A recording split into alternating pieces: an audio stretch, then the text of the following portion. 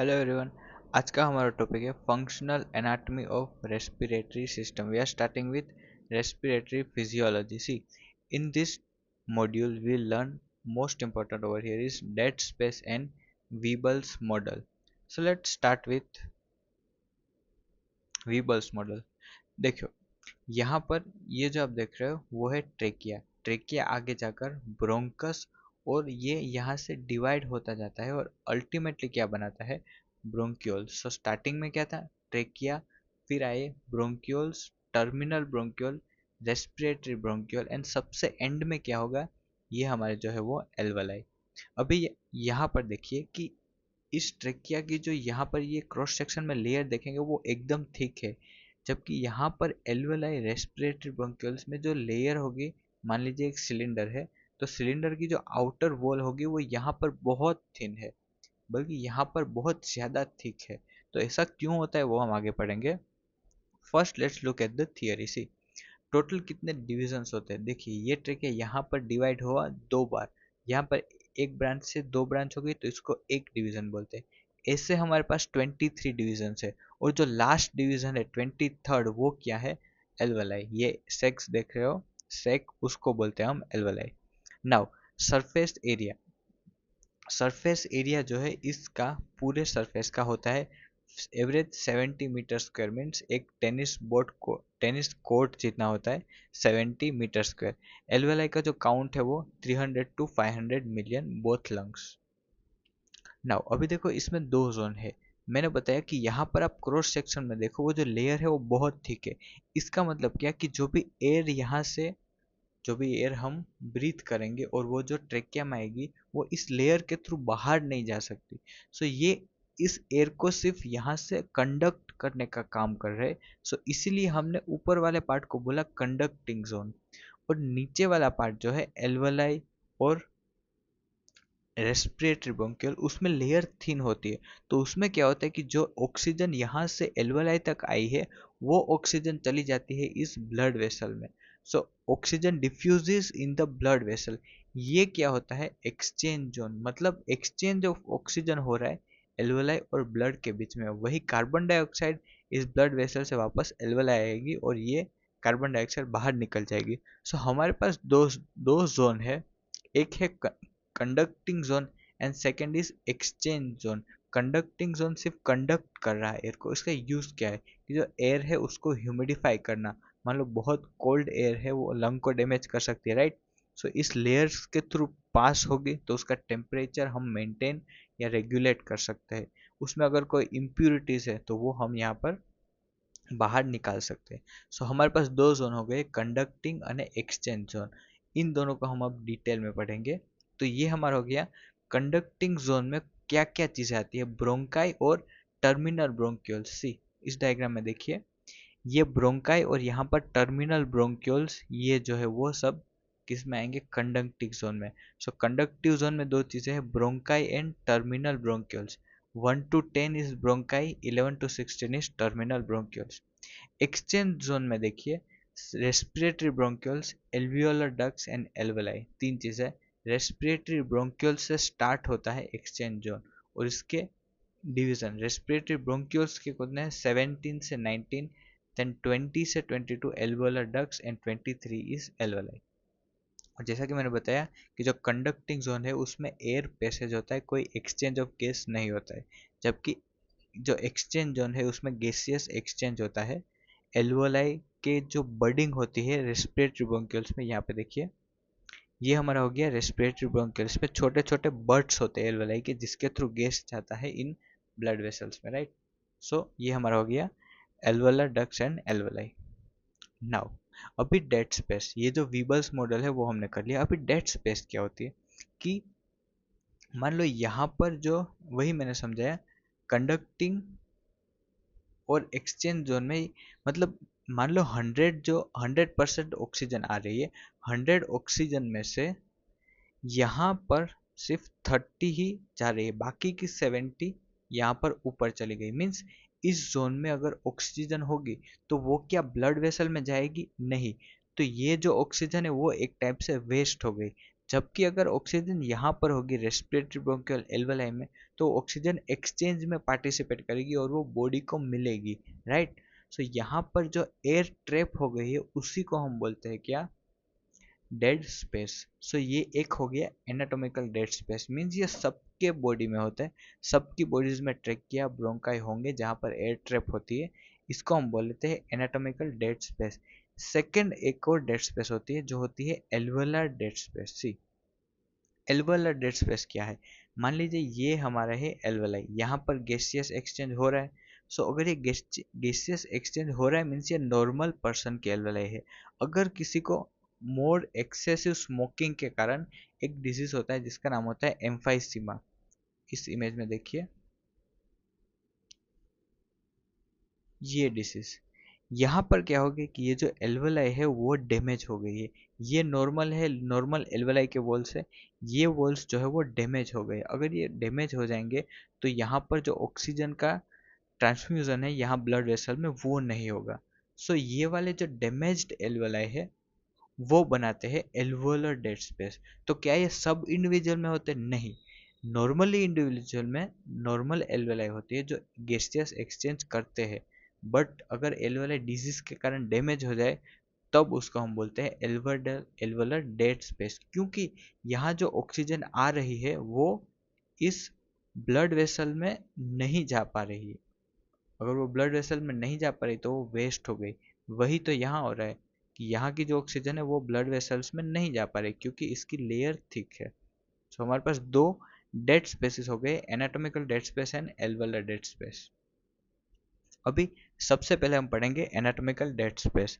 Anatomical dead space क्या है? Air in the conducting zone, जो कंडक्टिंग जोन में है और जो गैसियस एक्सचेंज में इन्वॉल्व नहीं है। अभी हम किसी भी पर्सन के वेट के थ्रू इस एनाटॉमिकल डेड स्पेस को मेजर कर सकते हैं। मान लीजिए body weight of person is 60 kg, सो उसको 2.2 से मल्टीप्लाई कर दो तो इस एनाटॉमिकल डेड स्पेस का वॉल्यूम आ जाएगा।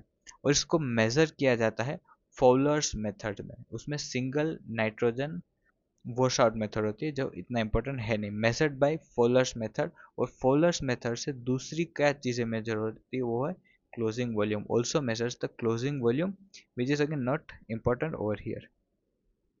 नाउ सी, अभी मैंने बताया कि एनाटॉमिकल डेड स्पेस क्या है। ये वाला जो ट्रेकिया है उसमें जो एयर है उसको हम बोलते हैं एनाटॉमिकल डेड स्पेस। अगर मैं इसका डायामीटर बढ़ा दूं या इसकी लेंथ बढ़ा दूं तो स्पेस बढ़ जाएगी, वहां ज़्यादा एयर रुकेगी, राइट। सो जो डायलेटेशन या increase in length of the conducting zone करे उससे हम एनाटॉमिकल डेड स्पेस का वॉल्यूम बढ़ा सकते हैं। अगर हम डायलेटेशन या length of the conducting zone increase करें, so increase in anatomical dead space volume. अभी मान लीजिए डायलेटेशन होता कैसे है? एक डिजीज होती है जिसको हम बोलते हैं एस्थमा। तो एस्थमा में क्या होता है कि मान लो ये नॉर्मल एयरवे है, नॉर्मल एयरवे है। अस्थमा में क्या होता है कि वो कंस्ट्रिक्ट हो जाता है। ये जो मसल्स होती है due to irritation and inflammation, inflammation क्या होता है वो हम पैथोलॉजी में पढ़ेंगे। यहाँ पर सिर्फ इतना समझो कि अस्थमा में ये जो ल्यूमन है वो नैरो हो जाती है। अगर ल्यूमन नैरो हो जाएगी तो प्रॉपर गैस जो है वो ऑक्सीजन उसके पास नहीं होगा। तो हमें क्या करना है, इसको डायलेट करना है। तो डायलेशन होता है ड्रग्स के। ये इसको देखिए, ये एक पेशेंट है जो कि ड्रग्स ले रहे, उसका नाम है साल्ब्यूटामोल, अगेन हम फार्माकोलॉजी में पढ़ेंगे। सो इस ड्रग ने क्या किया कि ये जो कंस्ट्रिक्टेड ब्रोंक्यूल थी उसको डायलेट कर दिया सो दैट एयर जा सके, राइट। यहाँ पर इसका क्या रेलिवेंट है कि अगर इस नॉर्मल एल्वेलाई को मैं डायलेट कर दूं तो जो डेड स्पेस है वो बढ़ जाएगी क्योंकि वॉल्यूम बढ़ रहा है, राइट।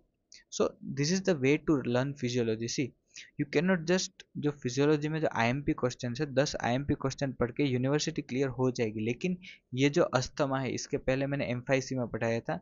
सो ये सारे टॉपिक्स आपको मेडिसिन में आएंगे, सर्जरी में भी अलग अलग यूजेस आएंगे। सो उसके लिए you need to understand physiology. अगर आप अभी समझेंगे नहीं तो फाइनल ईयर में मेडिसिन सर्जरी नहीं समझ में आएगा।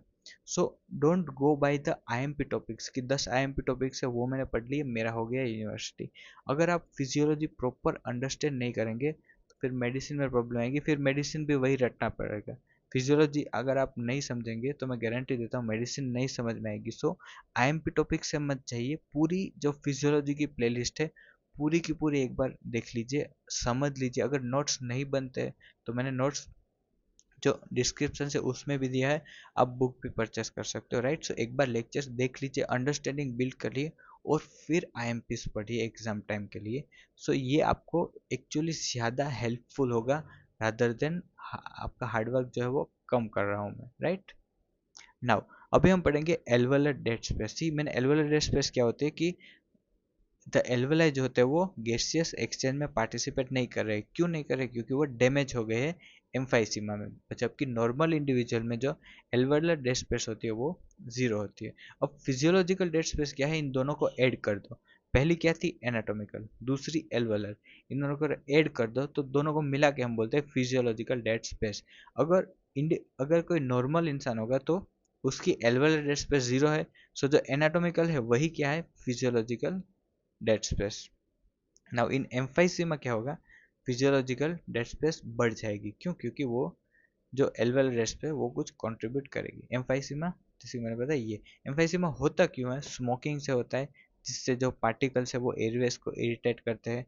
क्रोनिक इन्फ्लेमेशन, अगेन सब हम पैथोलॉजी में पढ़ेंगे। यहाँ पर सिंपल इतना समझो कि ये जो वॉल्स होती है वो डैमेज होता है, और वॉल डैमेज हो जाएगी तो क्या होगा, मान ली ये ब्लड वेसल है, ये वॉल डैमेज हो गई। सो यहाँ से जो गैसियस एक्सचेंज है वो नहीं हो पाएगा, नहीं हो पाएगा। सो सिम्टम्स आएंगे कि बॉडी को प्रॉपर ऑक्सीजन वो नहीं मिल रहा है। So this is emphysema. Now last topic, see tidal volume क्या होता है कि हम एक ब्रेथ में जितना इनहेल करते हैं और एक्सहेल करते हैं उसको हम बोलते हैं टाइडल वॉल्यूम। इसका यहाँ यूज है। सी अब हमें फिजियोलॉजिकल डेड स्पेस को मेजर करना है। मान लो ये नॉर्मल इंडिविजुअल है, अगर नॉर्मल इंडिविजुअल है तो फिजियोलॉजिकल डेड स्पेस ही क्या होगी, एनाटॉमिकल, क्योंकि एल्वेलर डेड स्पेस जीरो हो गई। अभी इस केस में क्या होगा कि फिजियोलॉजिकल डेड स्पेस है वो, इसको हम मेजर करेंगे। सबसे पहले ये है tidal volume. See this is physiological dead space, इसको हमें मेजर करना है। तो मान लो टाइडल वॉल्यूम के 600 ml, sorry not going by the unit, just say 600 हो गया हमारा टाइडल वॉल्यूम कि 600 हमने इनहेल किया। सो 600 है हमारा टाइडल वॉल्यूम। अभी मुझे इसको किसी से मल्टीप्लाई करना है, मतलब जो एयर 600 गई उसमें से कुछ एयर यहाँ पर ये जो डेड स्पेस है वहाँ रुक जाएगी, और कुछ एयर एल्वेलाई तक पहुँच जाएगी, जहाँ से वो ब्लड वेसल से होकर बॉडी में पहुँच जाएगी, राइट। सो हमें मेजर करना है कि कितनी एयर इस डेड स्पेस में रुक रही है, राइट। सो वो कितनी होगी, 600 से कम ही होगी। सो मुझे इसको मल्टीप्लाई करना है, या तो मैं इसको 1/2 से करूँगा, या तो 3/4 से, या फिर 1/4 से, किसी से भी, बट इसका कुछ रेशियो होगा। 600 से कम आएगी, 400, 350 कुछ भी आ सकती है। तो हम मेजर कैसे करेंगे कि कितनी कम आएगी, देखो उसके लिए सबसे पहले हमें मेजर करना है PaCO2। What is PaCO2? Alveolar CO2, मतलब वो एयर जो वो CO2 जो एल्वुलाई को मिल रही है, मतलब बॉडी ने CO2 जनरेट की और वो CO2 जाएगी यहाँ पर एल्वुलाई में। सो मान लो ये कितनी है, ये मान लो 70 है।